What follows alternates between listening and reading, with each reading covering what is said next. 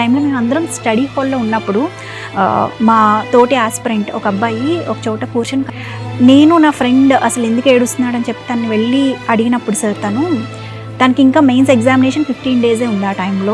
అదే చాలా stressful job అయితే ఇంకా అంతకంటే తను మానసికంగా వేధించేటువంటి సిచ్యువేషన్ ఏంటంటే వాళ్ళ నాన్నగారు చనిపోయారు, అయింది పెద్ద కర్మ చేయాల్సిన రోజు కూడా ఉందంట సార్. ఇంకా సో ఆ టైంలో నేను ఈ రెండిటి మధ్య అప్పుడు దానికి అటెండ్ అవ్వాలా లేదంటే మెయిన్స్ ప్రిపరేషన్కి స్ట్రాటజైజ్ చేసుకోవాలి, ఎందుకంటే వాళ్ళ నాన్నగారు ఆఖరి కోరిక అదేనట.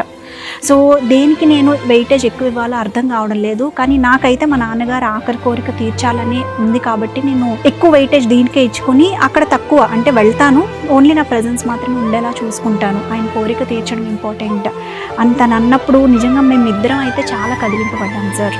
సో తన డెడికేషన్ చూసి ఇంకొక పక్కన తన బాధను అర్థం చేసుకుని రెండింటి మధ్య తను నలిగిపోతూ ఎలాగైనా సరే విజయం సాధించాలని అనుకునే తప్పన ఉండే యూపీఎస్సీ ఆస్పిరెంట్స్ ఆయన జస్ట్ చిన్న ఎగ్జాంపుల్ అంతే, ఇంకా చాలామంది అలాంటి వాళ్ళు ఉన్నారు.